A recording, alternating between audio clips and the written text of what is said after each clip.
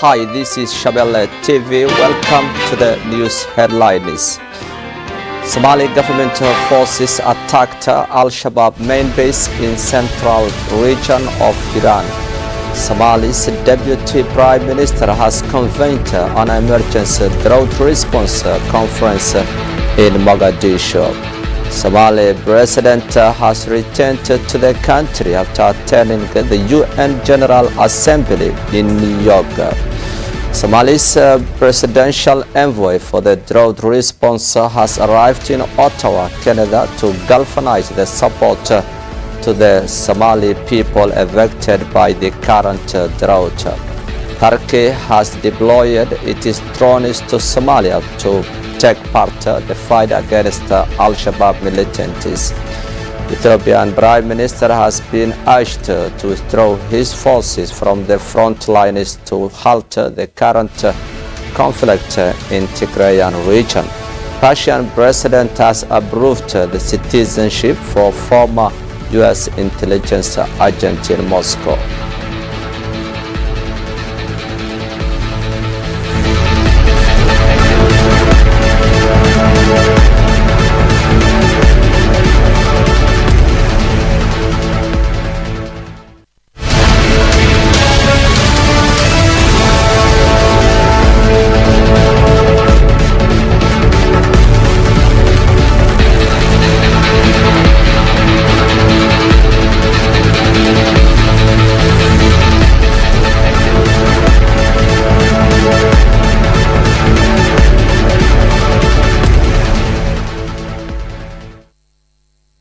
Welcome back to the news in detail. Somali government forces have entered a long-standing Al-Shabaab stronghold in the central Iran on Monday evening. The SNS said that Danab Special Commando Unit have killed at least 11 Al-Shabaab fighters in an operation near Buq strategic district located 40 kilometers west of Bulaburde town in Hiran region. The suspected Al-Shabaab fighters were traveling in an area when they were intercepted by government forces who deployed their vehicle. According to the Hassan Mohammed Osman, the deputy commissioner of the 16th Battalion of Danab Forces, the country's armed forces carried out blunt operation to flush out Al-Shabaab from their safe havens. The capture of Buq represents a significant victory in the ongoing war in central Somalia against Al-Shabaab. The militant group has maintained one of the largest military bases, a major court, and was home to several leaders and their families. Iran Governor Ali Jaita Usman, who has frequently been seen on the front lines, stated that it was the first time in 13 years he traveled by land from Beledweyne to Bulaburde district. Government forces and local militia have recently liberated several villages in eastern Iran that had long been ruled by Al-Shabaab militants.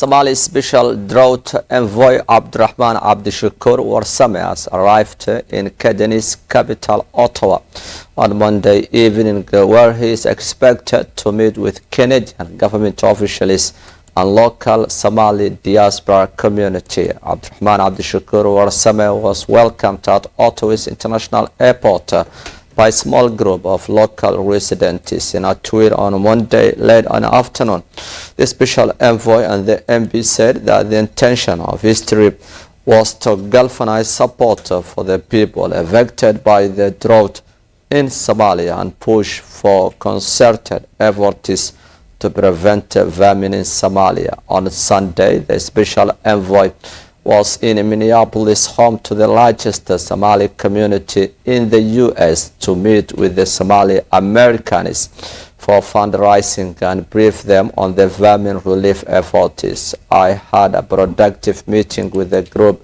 of elected officials, entrepreneurs, religious leaders, and community activities from the Somali community in Minnesota. We shared views on advocacy and resource mobilizing for response to help our people affected by the drought, he said. The minister will be in a company event in Ottawa on Wednesday, where he will brief the Somali Canadian diaspora community on the drought relief efforts and what the role they can play in assisting their people back home. The event will be held at the Ottawa Conference and Event Center on Wednesday. According to the UN projections, parts of Somalia will be struck by famine in the coming months following the fifth consecutive wet rainy season. The forecast is more dire than in 2011, when famine in Somalia killed over 250,000 people, nearly half of whom were children.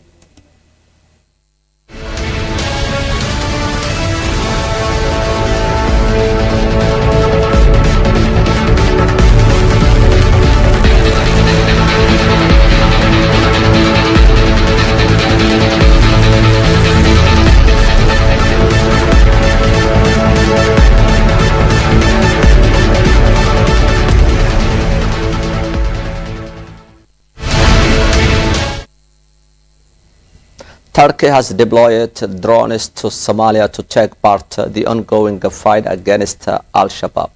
The use of the Turkish drones in recent offensive against Al-Shabaab fighters in central and southern Somalia has been confirmed by Somali minister.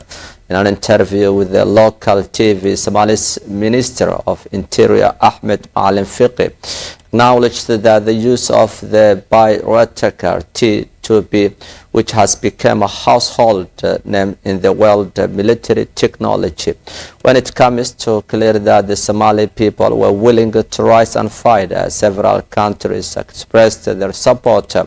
Turkey has joined the offensive by providing support, and other governments are assisting with intelligence. He went on to say that the U.S. forces had also carried out airstrikes in support of the Somali government forces on the ground.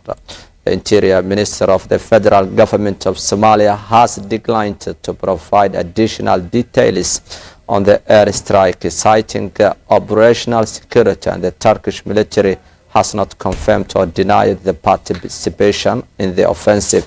The SNA's current offensive is arguably the most successful in decades, having captured dozens of villages and killed hundreds of suspected Al-Shabaab fighters. According to the reliable sources within the military, the first Turkish drones were delivered to Somalia in December last year. Those drones were reportedly for reconnaissance and surveillance purpose only, were not armed with anti-tank missiles. The highly coveted drone, pronounced by Bayraktar, which means standard bearer in Turkish, has propelled Turkish into the ranks of the world's top drone powers, along the United States, Israel, China, Iran, according to the official statistics released this summer. Turkey's defense and airspace expertise in the first half of this year reached a record high of nearly $2 billion, up to 48% from the same period last year.